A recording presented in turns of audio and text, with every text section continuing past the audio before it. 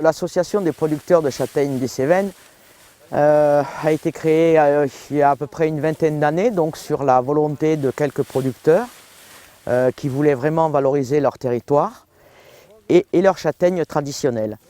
Donc ça s'est un peu formalisé il y a une quinzaine d'années, où on a commencé à poser des dossiers pour avoir cette obtention de ce label, avec les services de l'INAO.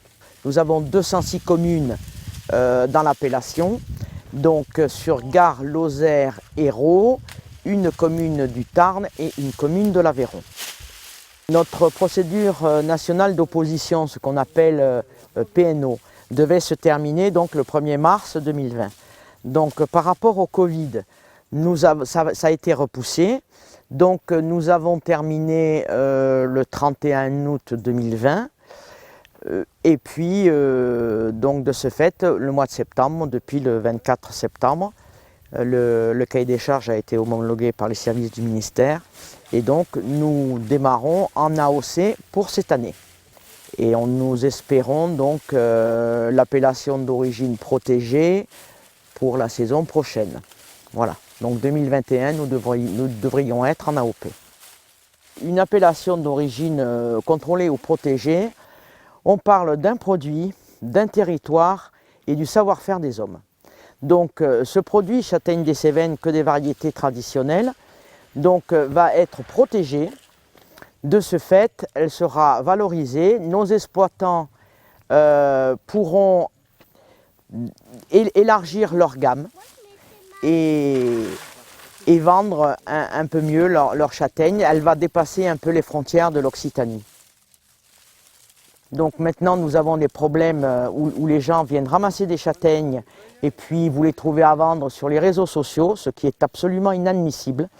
Là, il faut vraiment comprendre que les châtaigniers, ce sont des arbres qui sont cultivés, entretenus et que c'est un travail qui est très difficile. Il faut de temps en temps le rappeler parce que ce n'est pas de la forêt comme on peut le penser. Voilà. Il y a des gens qui vivent de la châtaigne dans nos Cévennes et c'est très important justement qu'ils y restent et qu'ils continuent à vivre de leur travail. Tu es content après ? Pour moi, l'avenir, il est relativement serein. Parce que je suis persuadé que c'est un produit et une production qui va gagner dans les années à venir. La médiatisation fait en fait que voilà, on a l'AOC, mais on va travailler avec des cuisiniers pour élaborer des recettes. Donc c'est un produit d'avenir, c'est réellement un produit d'avenir. Et une valorisation de ce produit fera que nous aurons de plus en plus de personnes qui occupent ce territoire cévenol qui par des côtés en a quand même besoin. Voilà. On a besoin quand même que l'agriculture soit bien présente sur ces territoires.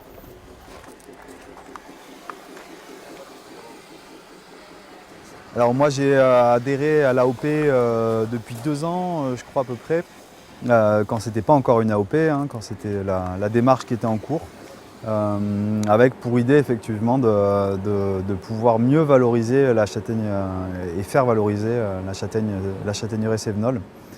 Parce qu'on est aujourd'hui sur un marché où la châtaigne prend de plus en plus d'importance et que c'est difficile de faire la différence entre les fruits de qualité et puis ceux qui le sont un peu moins, les fruits sauvages qu'on retrouve beaucoup sur le marché aussi. Donc l'idée c'était ça. Moi je suis attaché au patrimoine cévenol que je connais depuis tout petit. Je valorise la châtaigneraie qu'avaient mes parents déjà. Et donc pour moi l'AOP c'était une démarche positive par rapport à ça. L'AOP ça peut être pour certains producteurs un frein au premier abord parce que pourquoi payer, s'engager dans une démarche, dans des contrôles qualité pour un produit qu'on produit déjà de manière naturelle, qui est déjà de qualité puisque c'est celui qu'on fait ici. Et effectivement pourquoi il y a un peu une ambiguïté avec le fait qu'on ne peut plus utiliser l'appellation maintenant châtaigne des Cévennes si on ne fait pas partie de l'AOP. Donc effectivement, ça peut peut-être freiner certains producteurs, comme ça a été le cas par exemple pour l'AOP du miel des Cévennes, où des producteurs cévenols qui produisaient du miel déjà depuis des dizaines d'années se sont vus un peu obligés entre guillemets d'adhérer à une démarche qui était un peu coûteuse pour eux. Nous, avec l'AOP Châtaigne et Marron des Cévennes, c'est un peu différent puisque l'association prend beaucoup de choses en charge. C'était une volonté des producteurs qui sont à la tête de l'association, qu'il n'y ait pas de surcoût majeur pour les producteurs à rentrer dans la démarche AOP.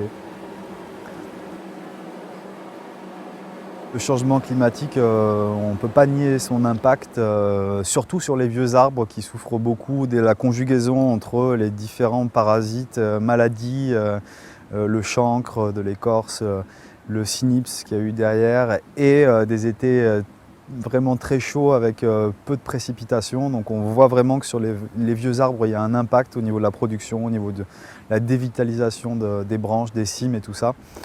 Donc c'est une question pour laquelle en fait, on a peu de réponses puisque la visibilité sur le changement climatique elle est quand même très faible.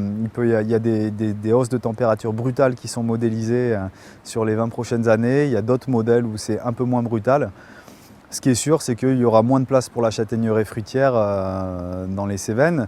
Donc autant effectivement prendre soin des vergers qui sont encore en bonne situation, ceux qui ont de la terre profonde, peut-être effectivement plus les versants nord que les versants sud à l'avenir, ou en tout cas les versants sud, ceux qui sont en altitude.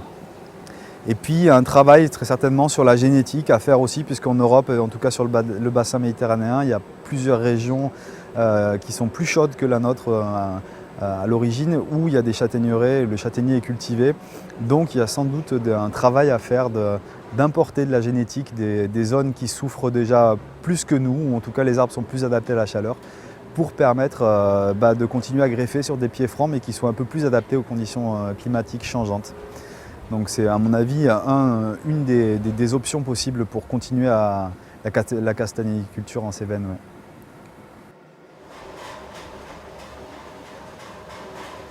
Le label AOP, je ne sais pas s'il peut apporter des solutions. En tant que groupe de producteurs qui se réunissent pour essayer de valoriser ensemble leur production, c'est sûr que ça devrait être aussi un espace de discussion sur comment s'adapter à ce changement climatique et partager les ressources, partager les idées, mutualiser, peut-être aller chercher des fonds pour mettre en place des projets d'expérimentation. Je parlais de génétique effectivement différente, d'aller chercher de la génétique en Corse, peut-être en Andalousie, au sud de l'Italie. Voilà, mais il faudrait faire de l'expérimentation, avoir des terrains sur lesquels on plante et on voit la réaction, sélectionner peut-être des porte-greffes qui soient vraiment adaptés à la sécheresse. Et effectivement, l'AOP, en tant que communauté de producteurs, ça peut être un levier pour mettre ce genre de projet en place.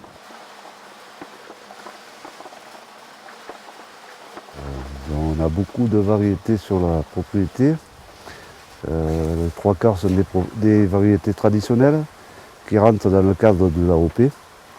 Les principales sont Pellegrine, Figarette, Bouche Rouge, quelques Combala. Voilà, puis diverses variétés, Sardone, Belle Épine, Bon Arbre, etc. et des variétés moins connues.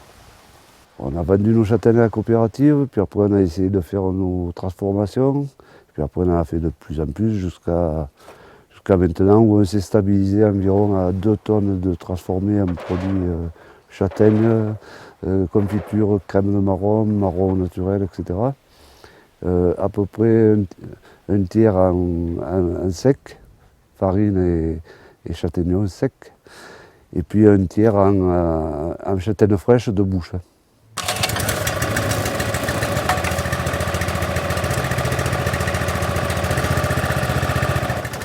C'est une ébaugeuse au départ, mais là je m'en sers comme un ventail, c'est-à-dire un gros ventilateur.